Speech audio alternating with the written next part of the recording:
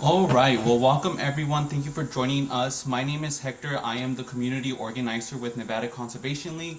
And thank you for joining us to review the work that we've been doing here at NCL, our accomplishments in protecting cultural heritage sites and combating climate change during 2023.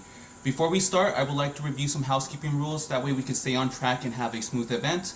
We ask that you please remain muted unless you have a question. We ask that you hold your questions until the very end where we will allow you to have the opportunity to ask our speakers any questions regarding today's topics. Most importantly though, please be respectful to our speakers and attendees who have joined in. This event is being recorded and we will be sending out a recording to you in the following days. That being said, let's get started with today's topic, which is the work that we've been doing during the past year here at NCL. In 2023, Nevada was designated a new national monument.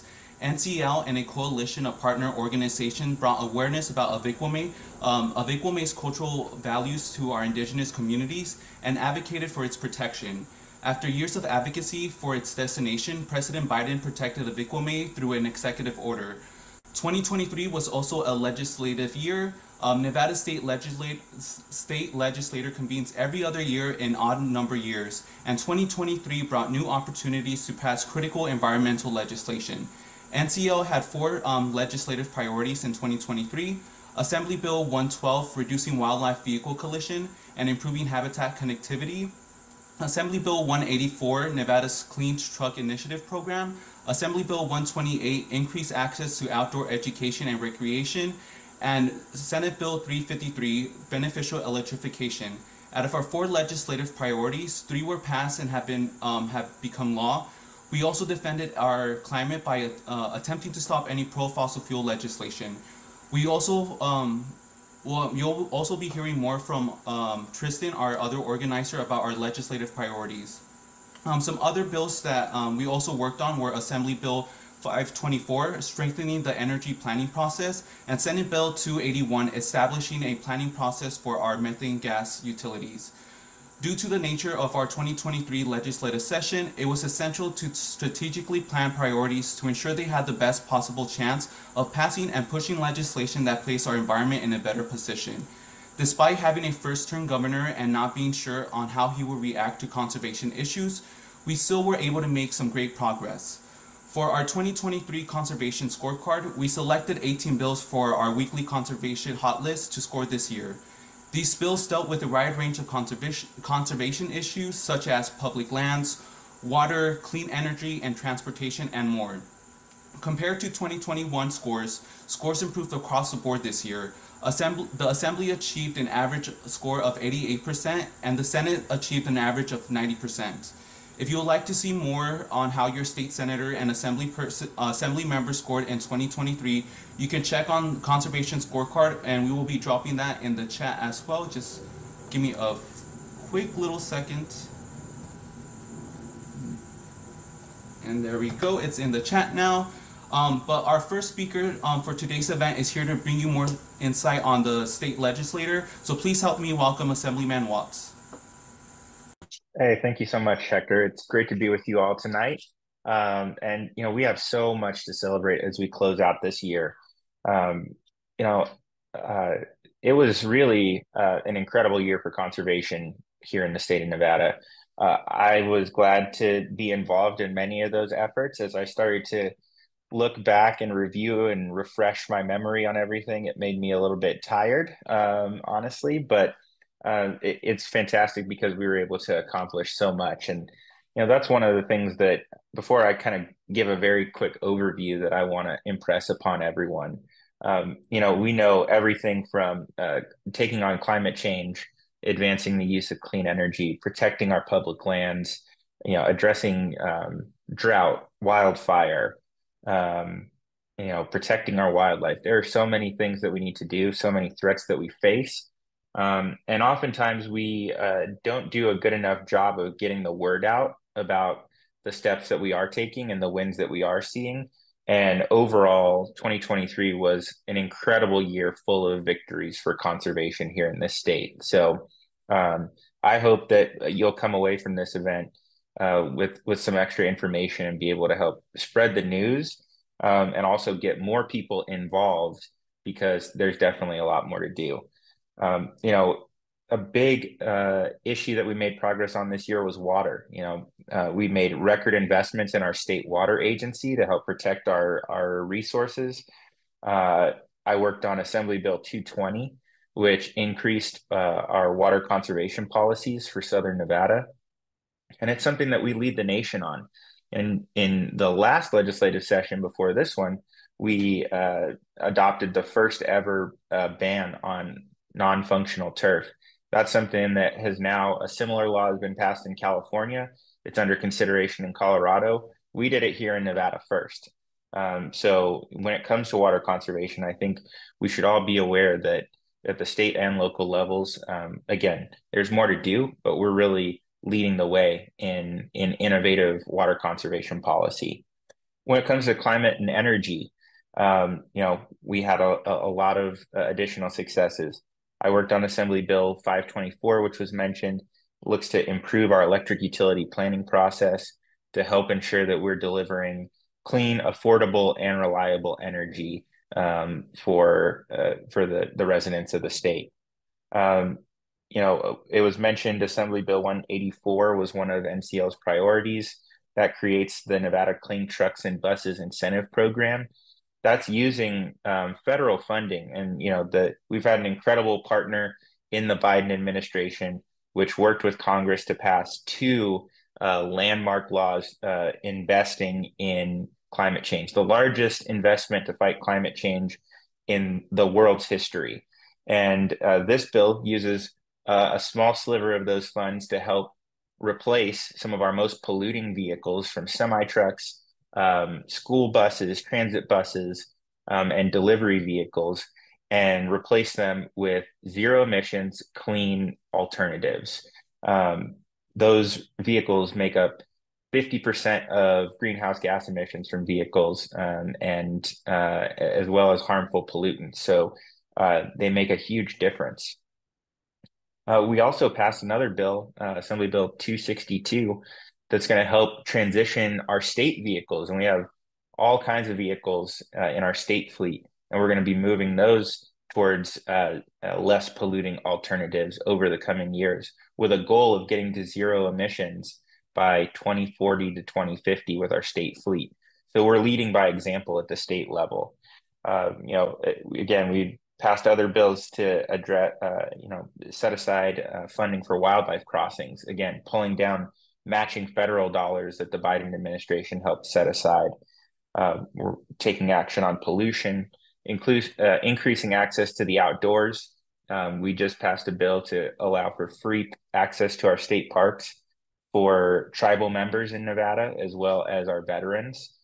And are working to increase urban forestry in the state as well. So again, it was a year full of successes. There's still work to do in all those areas, as well as, particularly in addressing heat. We had a bill that I worked on, Senate Bill 169, to create local heat mitigation plans. Unfortunately, that bill was vetoed by Governor Lombardo. We also had some bills to further advance environmental justice that didn't move forward. So the work is not done. We need everyone to be active and engaged on these issues for us to make continued progress. But I think that this is a great time to look back and reflect on all the progress that we did make this year.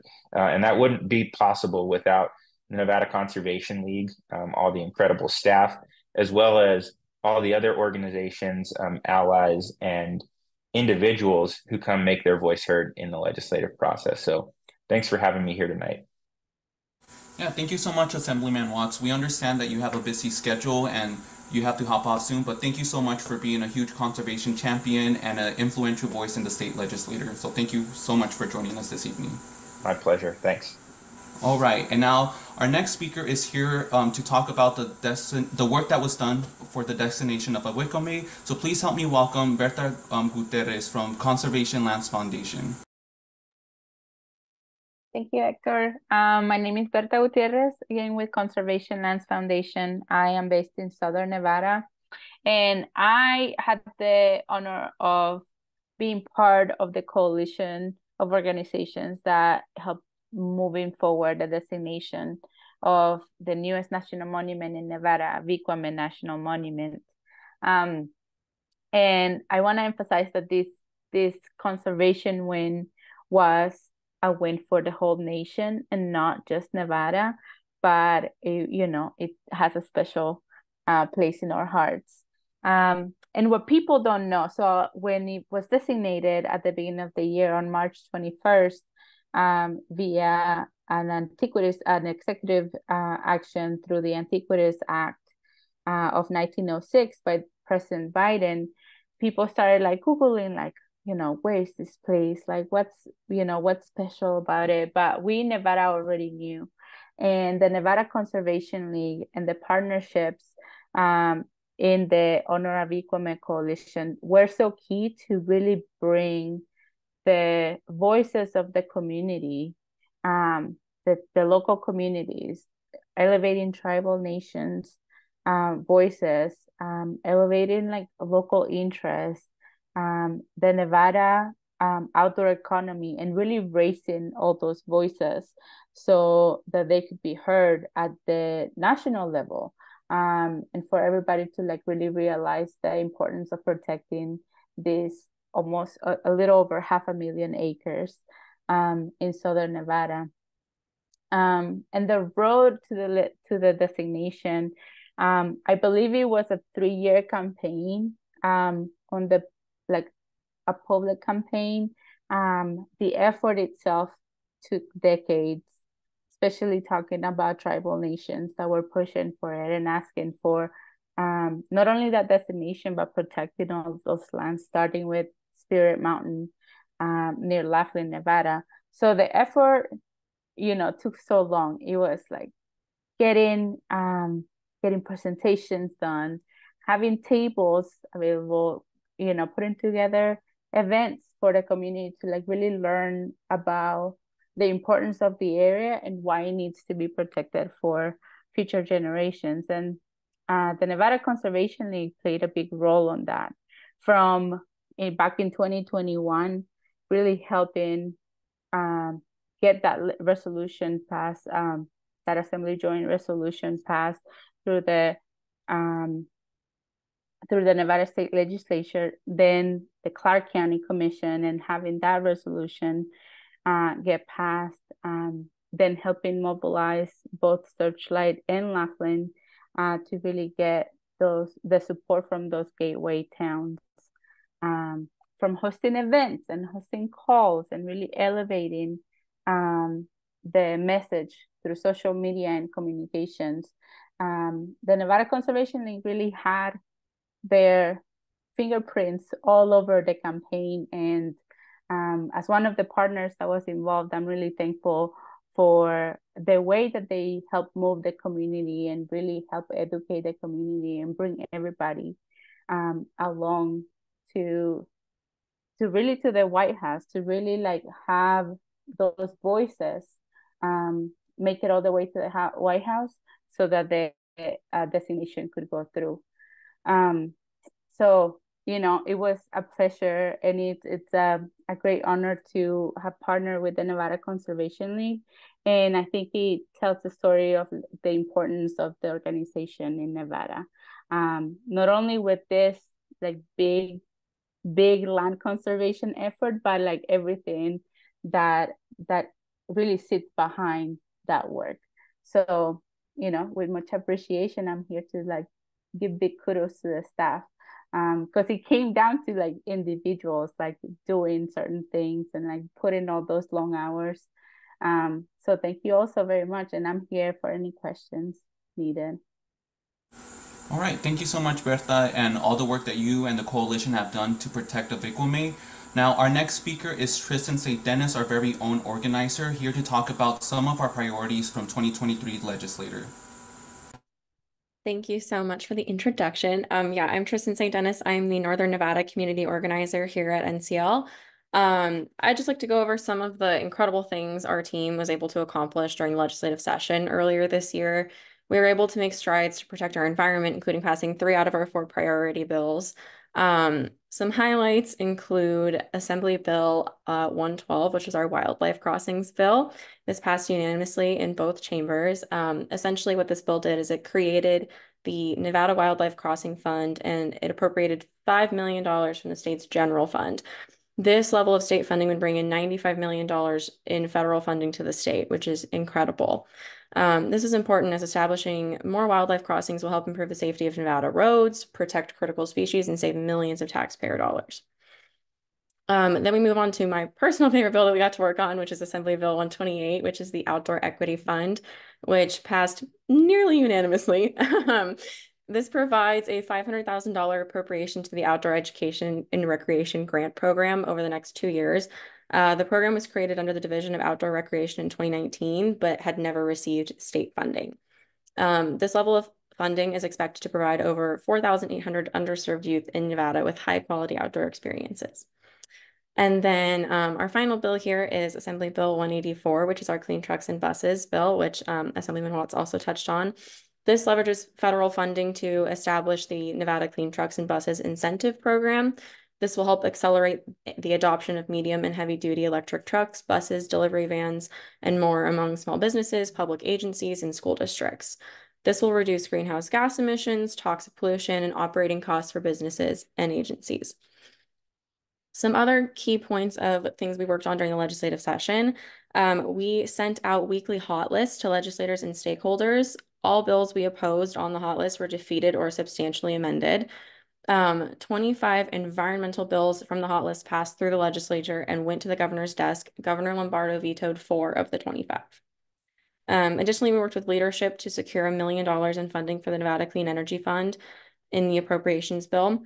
This will enable the Nevada Clean Energy Fund to bring significant federal funds into the state, which will benefit Nevadans, our climate, and our clean energy economy.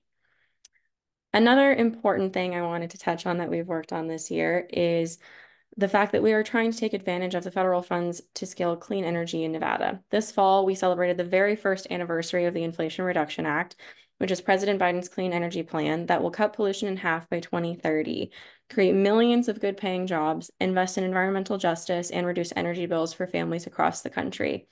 1 year after becoming law, this is how Biden's clean energy plan is making an impact in Nevada.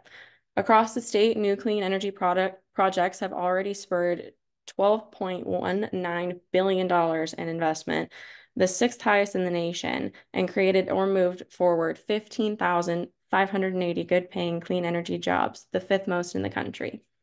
And 40,000 more clean energy jobs are projected in the next 10 years. Biden's clean energy plan is also a critical tool to help households transition to clean energy in ways that are easy and financially smart. Federal investments are offering Nevadans home energy incentives using upfront discounts, tax credits, and low-cost financing that together provide a substantial pot of money for every household to electrify the machines they rely on. The cars you drive, how you heat the air and water in your homes, cook your food, dry your clothes, and get power, regardless of your income level. Going electric improves your home health and safety in a number of ways. We know that burning methane gas in your home is akin to living with a smoker and is a major factor in childhood asthma. When cities like Reno and Las Vegas have been ranked poor for air quality, this is a historic opportunity to change that through Biden's clean energy investments. We want Nevadans to know that these benefits are available, which is why NCL hosted several community events and meetings to share more about how to take advantage of these federal incentives. These federal incentives will continue to be announced in Nevada, and we'll be here to let you know how you can take advantage of these clean energy benefits to save on your energy bills, create good-paying jobs, and reduce pollution. And lastly for you, I have our Public Utilities Commission. We have been doing a lot of work related to these struggles that we are seeing in consumers, where we have been experiencing extremely high winter utility bills and have paid record amounts this year. We're seeing families struggle to make ends meet because their utility bills have become unpredictable and unaffordable. The utility needs to do more to diversify our state's energy mix and move away from methane gas to local clean energy, which has more predictable costs. Nevadans deserve clean, reliable, and affordable energy and are demanding action to reduce the cost or the risk of skyrocketing electric bills and rate shock. So tomorrow, the Public Utilities Commission of Nevada is hosting a consumer session where Nevadans will voice their concerns regarding high energy bills. We are asking that you share your personal stories on NV energy bill increases this year? How have increased costs impacted you and your family? What do you want to see the PUCN and NV Energy do to protect you and your customers? If you would like to connect with us, I would be more than happy to set that up with our comms team. And now we will have Hector, who will also share all the other ways you can get involved with the Nevada Conservation League. Yeah, thank you so much, Tristan, for that. So 2024 is an election year, and it is essential that we help elect conservation champions. And getting everyone involved is essential to get these conservation champions across the finish line. In the past election, conservation champions have lost their elections by only 6 votes. This is why it's imperative that we are all out there knocking on doors to help these conservation champions get to office and stay in office. While some of us might not be able to volunteer our time, your donations have just as big of an impact. The Conservation Club is NCL's monthly contributor program. Monthly contributors get exclusive NCL swag like pens, water bottles, stickers, monthly newsletters, tickets to Home Means Nevada dinner, priority access to NCL events, access to the annual membership event, and among other items. Monthly donations help power our advocacy and help us work to ensure that all Nevadans have clean water, air, and access to public lands. Again, I can't help but urge you to join the Conservation Club by clicking on the link dropped in the chat below. But before we wrap this up, we will now open it up for questions that you may have.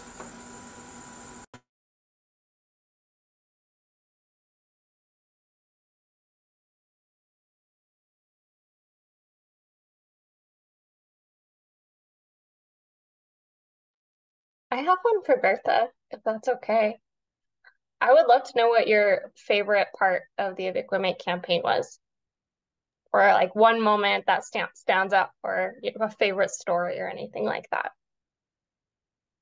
Okay, so I think this was in May, at the end of May of 2020.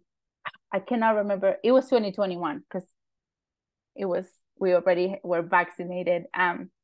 But we took Senator Cortez Masto out to the proposed monument at that point, and we were looking around, and in previous positions I had dealt with like kids, and one of the things that I used to love to do was have kids smelling creosote, and you smell it and then you blow on it, your hot breath.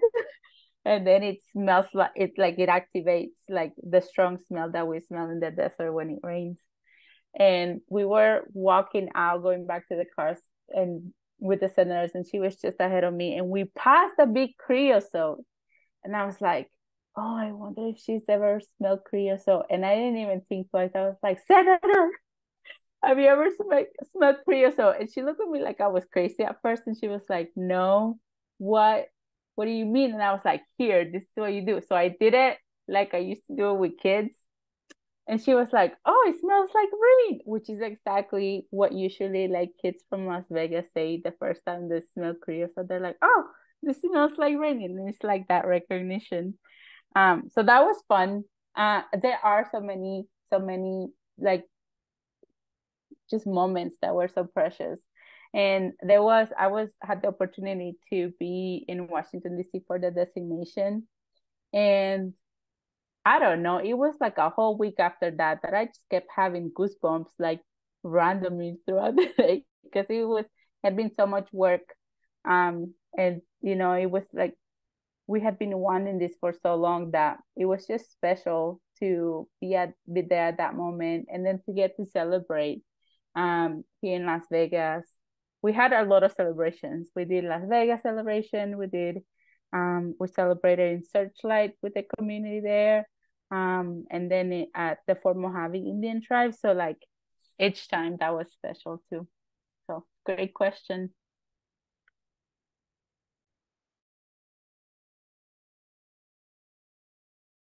I have a question. What would you say was the hardest part for you to get a Wigwaming designated as a national monument?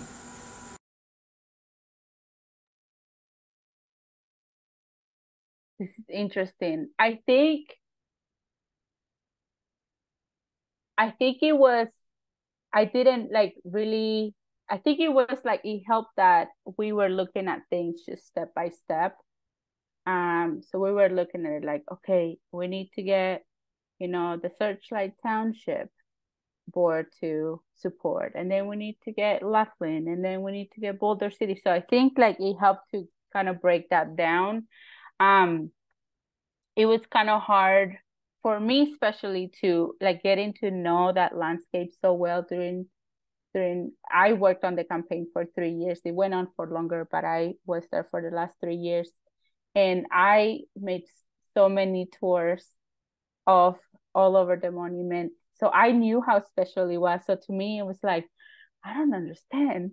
Wait, this is a no-brainer for people. So I think like that there was like some frustration. I'm like, why is it not as special to everybody? Have they not seen this?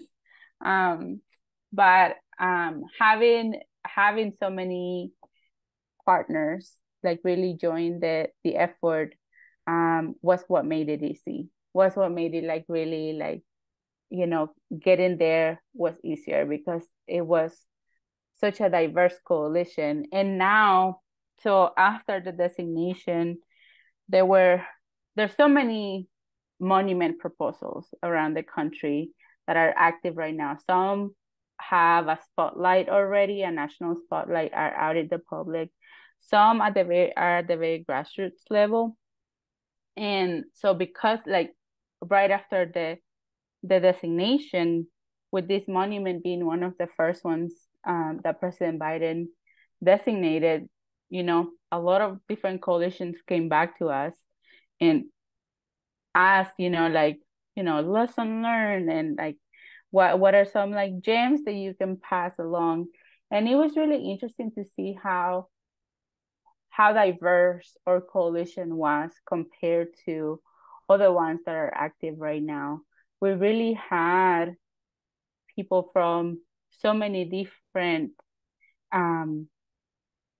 areas. We had businesses, we had tourism boards, we had elected officials, we had and even in businesses, so many different businesses. We had outdoor businesses, but we also had just like regular businesses that recognized, we had a thrift store that was in support.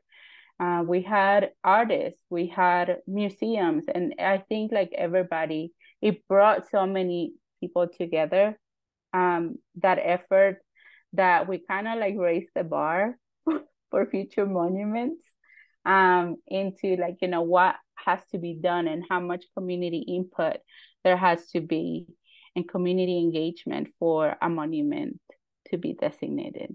So I think I went a little off a branch right there answering your question, but that was my long answer. I get excited. All right, I also get excited, so I have a follow-up question. Now that Avikwame has been designated, what's next for Conservation Lands Foundation? Are you guys working on a designation on another national monument? Well, we're a national organization, so we have several campaigns all over, mostly the west of the country. I personally am working on another monument here in Southern Nevada. It's a smaller, I think it's a tenth, not even a tenth. It was a tenth of the original Avikwame proposal. So it's small, but it's meaningful in the east side of Las Vegas. And there's a lot of, so once these landscapes get designated, then like the work is not done. We have, each landscape has to have a planning document that gets worked on by, in the case of Avikwame, by the Bureau of Land Management. And that process is public. So it's also going to be key once the process starts for the planning document for Avikwame, for us to go back and mobilize the community. So that everybody can have a chance to like really weigh in on how the monument will be managed. And this, is a simple thing as like where we want to see signs to what languages we want on the signs, you know, for trailheads or information on how to visit, to what kind of maps do we want, to really important things like how do we manage the roads in the monument, and what kind of vehicles do we allow in them, or what type of recreation do we want. And that's where the voices of the community are so important, because everybody has a different experience, a different way to experience the outdoors, and all of those experiences are valid. So that's going to be another, slightly different, but another campaign to really bring the community together, to really dictate how the monument gets managed. All right, any other questions? Just feel free to unmute yourself, or if you're too shy to speak up, you could also just drop through your question in the chat.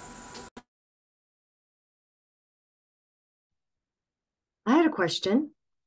So I'm new to NCL, but I was curious about Tristan. You were talking about Assembly Bill 128 and youth outdoor activities. Is that the connection? So who organizes that, and how will that transpire? Christy, do you want to take that one because you work directly with it? So. Oh, okay. Yeah, I can jump in here. I'm Christy Cabrera-Georgeson. I'm the Deputy Director at the Nevada Conservation League, and I lead our legislative work. So that was a bill that I actually even was able to co-present with the bill sponsor. That program will be run by the Division of Outdoor Recreation. So it is a division under the Department of Conservation Natural Resources, and their whole purpose is to promote outdoor recreation, get more folks outside, make sure that we're protecting our resources, out recreating responsibly, all of that. So they have a program manager who will be running the program for the first round of applicants. They have just closed it, and they should be announcing who will be getting that first round of money any day now. I'm hoping by the end of the year. That was their plan. And then they'll do another round next fall for the 2025 fiscal year. So 250,000 this year, 250,000 next year. But the demand is very much there. I think they got over $1 million worth of grant applicants from over 60 different organizations and clubs and groups. So the need is very much there. I think we are hoping to go back in 2025 and get even more money. We are already seeing that this program is very much needed. The demand is there. And Nevada has so much to offer as far as outdoor recreation. So we're really eager to get kids outside. That's fantastic. Thank you.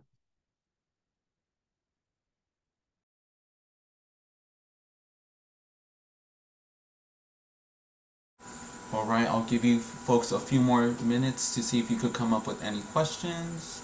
Again, just unmute yourself or drop your question in the chat.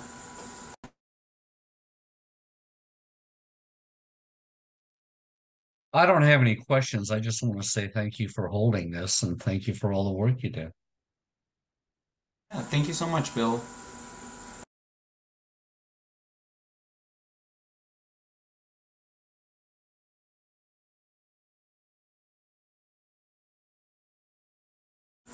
All right, then, seeing no more questions, thank you all for joining us today to hear about what we've been up to in 2023.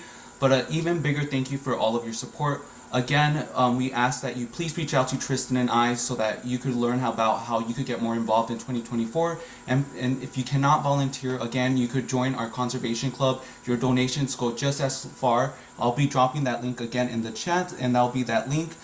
So again, thank you all for joining us, and stay safe, spend time with your loved ones, and until next time, have a good evening, everyone.